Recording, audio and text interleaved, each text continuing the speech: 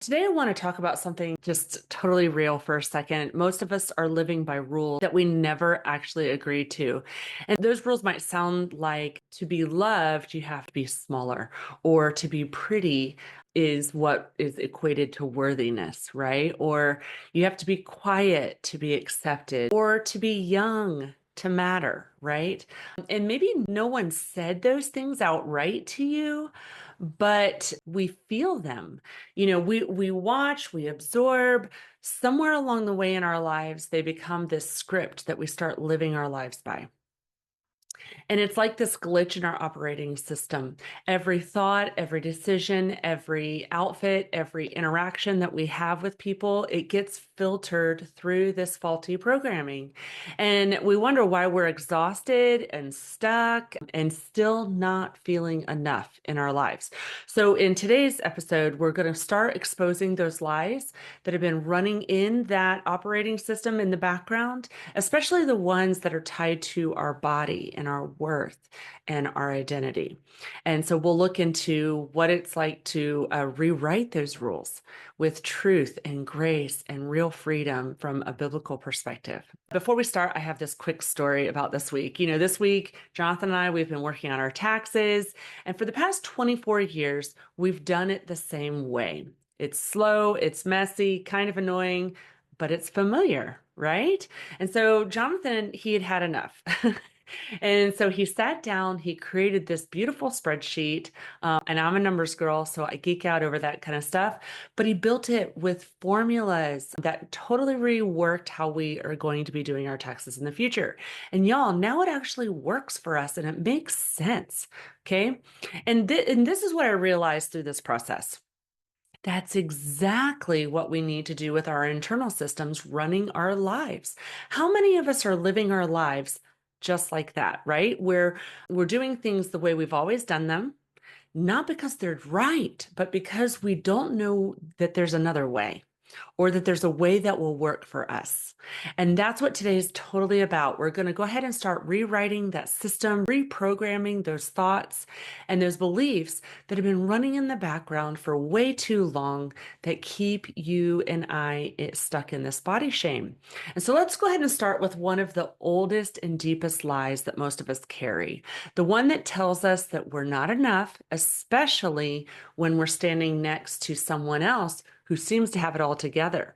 So let's just go ahead and go there, okay? Because comparison, it's sneaky. And the hardest part, sometimes it shows up with the people that we love. So for me, that was my sister.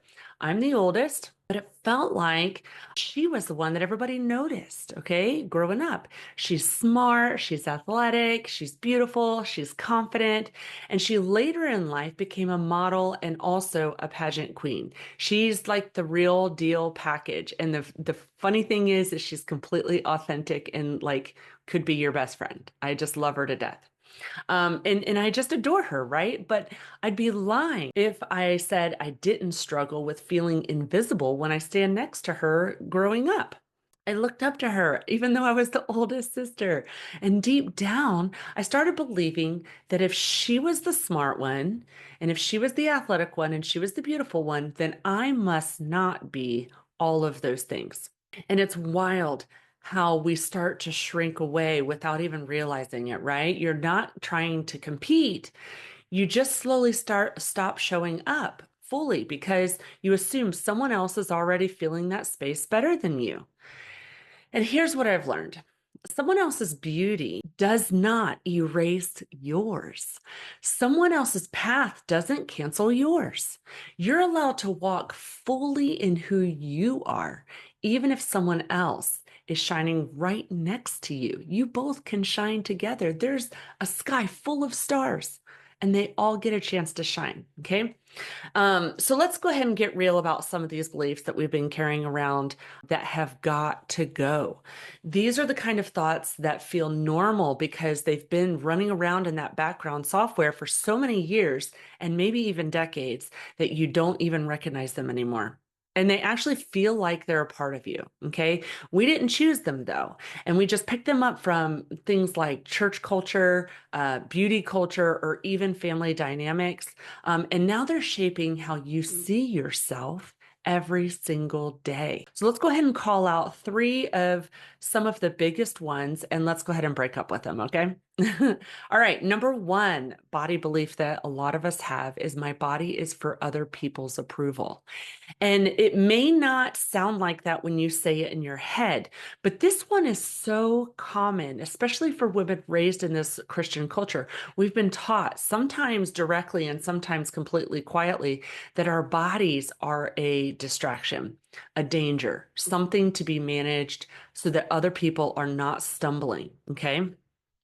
But outside of the church, we get the opposite message. Our bodies are only valuable if you're pleasing to others, if you're thin enough, smooth enough, young enough, hot enough, right?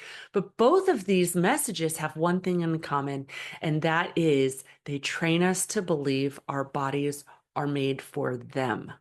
Okay. And the truth is, your body is for God's glory, not other people's approval.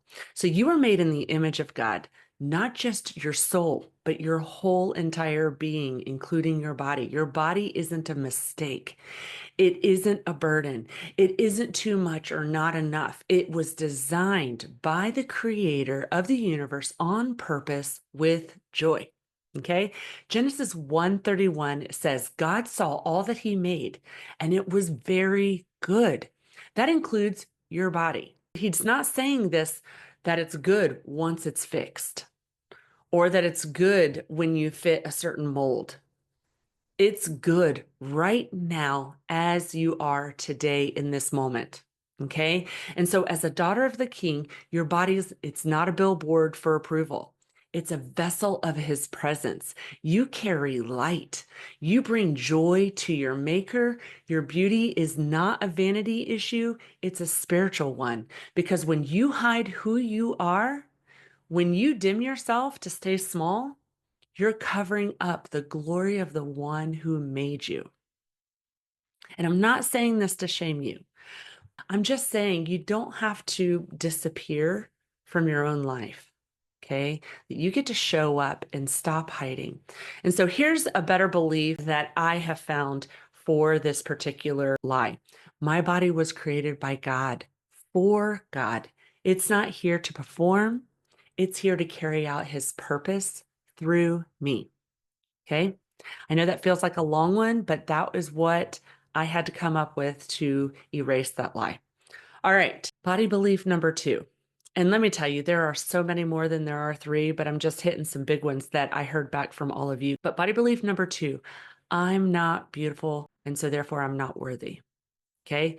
This one, it really cuts deep and it doesn't usually hit you all at once. It kind of sneaks in through whispers, right? You might hear people say, wow, you look tired, or you've changed. What did you change? Or you used to be so pretty.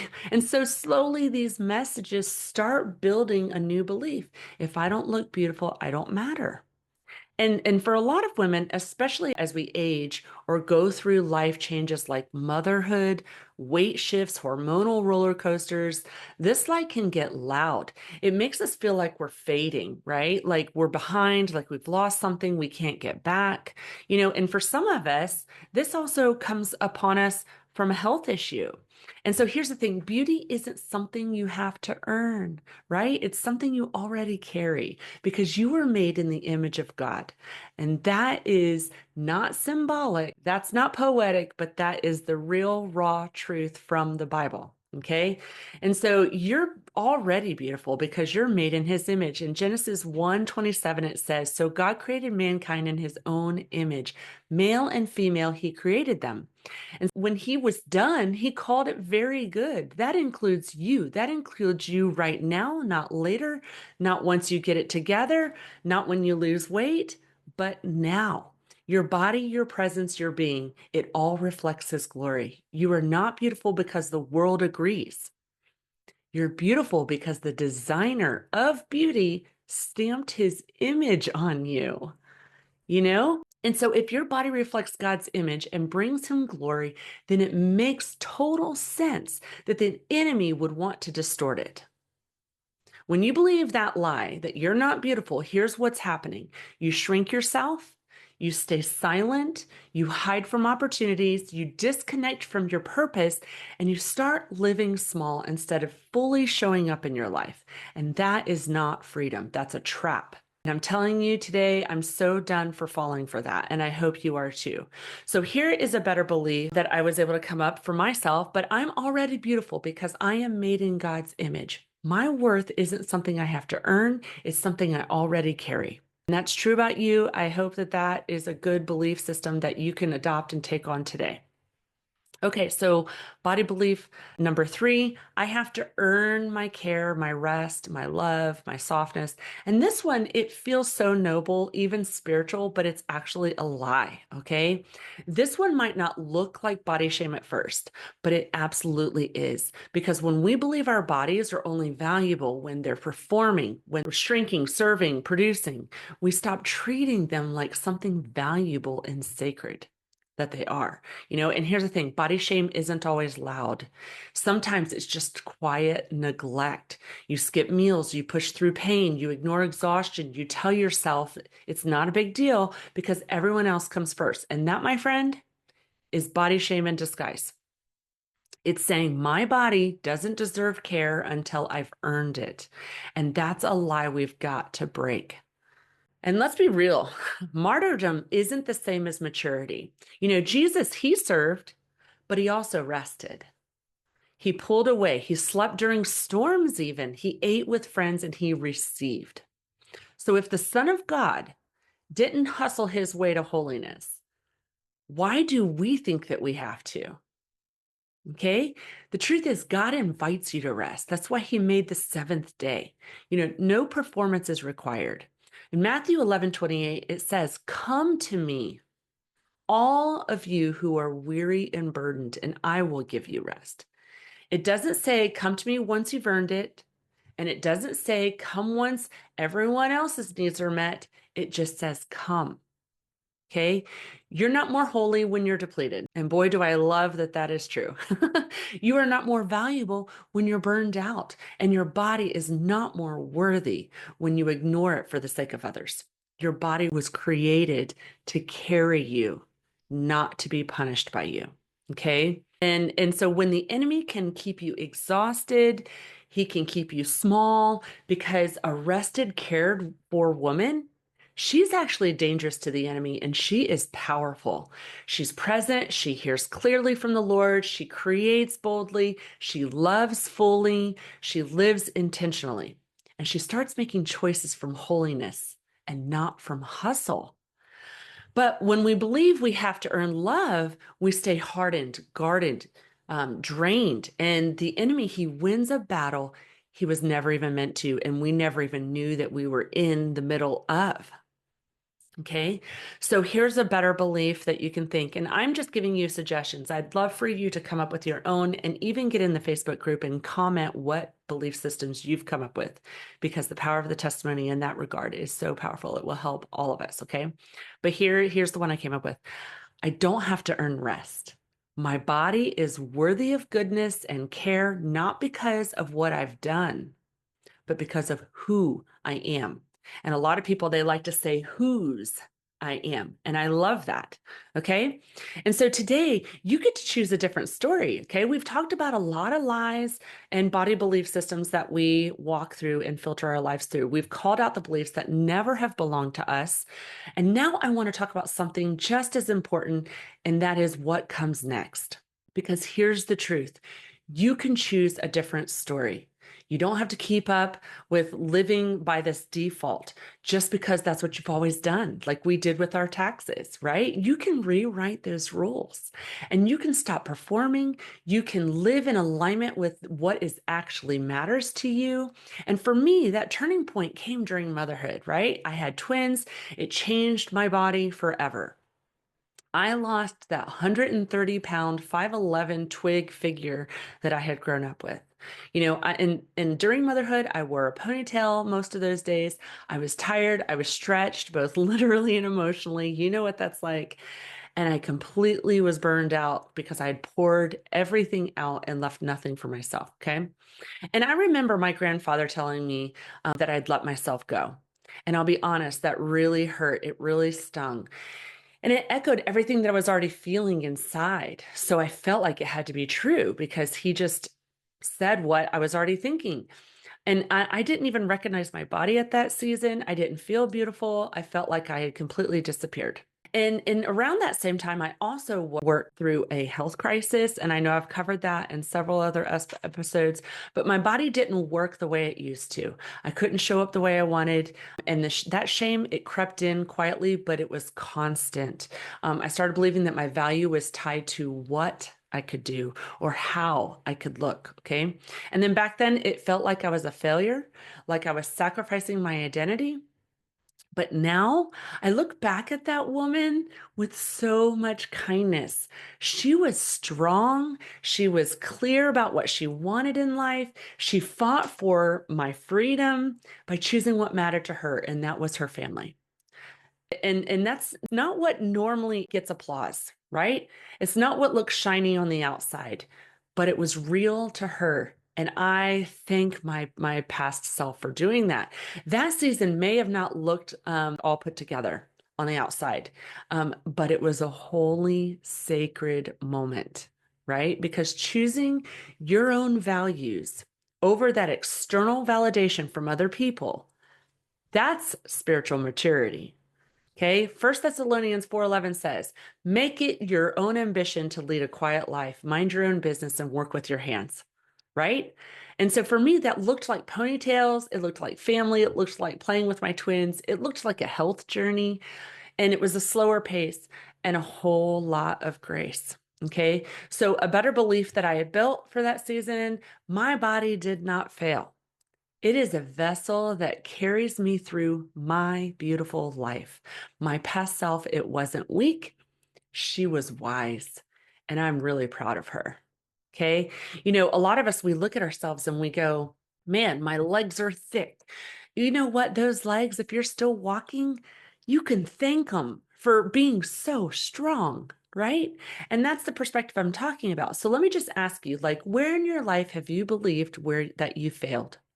When maybe, just maybe, you're actually being faithful. You've done the thing that it took, right, to get what you needed. Is there a version of you from the past that you've judged, you've picked apart, you felt ashamed of? But when you really look at her, she was doing the best she could with what she had. And then maybe it was just a postpartum season. Or maybe it was a burnout season. Maybe it was a health crisis like mine.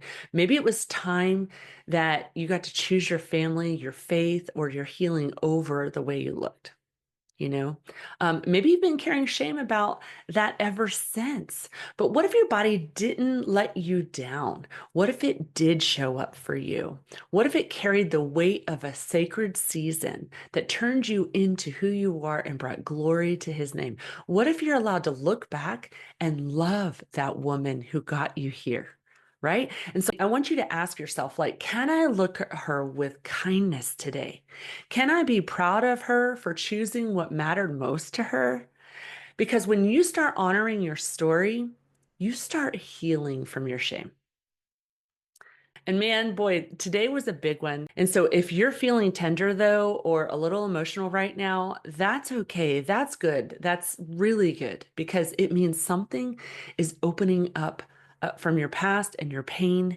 And that's where he can do something about bringing healing. That's where it begins, right? So this week wasn't just about identifying those lies. It was about beginning to reclaim the truth that your body is not a problem to fix, that you don't have to earn worthiness or beauty, that you're allowed to rest, reflect, redefine what beauty and strength actually looks like in your life. Okay. And so if you want to go deeper, I created a free workbook to walk you through everything we covered today, including the space to rewrite your own beliefs and reflect on the version of you who carried you through those hard things. Okay. So you just head over to the Facebook group, Making Life Beautiful Again. You'll find the download link. And that's a safe place to share what came up for you when you answered those questions. So, you don't have to do this alone. In fact, again, the power of the testimony is so powerful. It helps us all walk through this healing, and we're not alone. But if you're looking for a more personalized support, I do offer one-on-one coaching where we can dive into your specific story, your specific beliefs, and what's keeping you stuck. So if that sounds like something you're ready for, just email me at michelle@michelledayrose.com and let's talk about what healing can look like for you. Okay, so next week we're getting even more practical. So if you've ever thought, I don't feel comfortable in my body, or I want to feel confident again, but I don't even know where to start, this next live stream is for you. It's called How to Feel Good in Your Body Again Without Changing It First. Woo, that one's a hard one, right? So we're going to go ahead and walk through simple daily shifts you can make to reconnect with your body, feel more grounded in your skin, and build real confidence. So no mirror pep talks for this one is required. And until then, be kind to your body. Like, it carried you through more than you realize, and it's not done yet. You have a lot of life to live, and it's time to stop hiding, right? Just know that you've already started your healing process, and I'm really proud of you.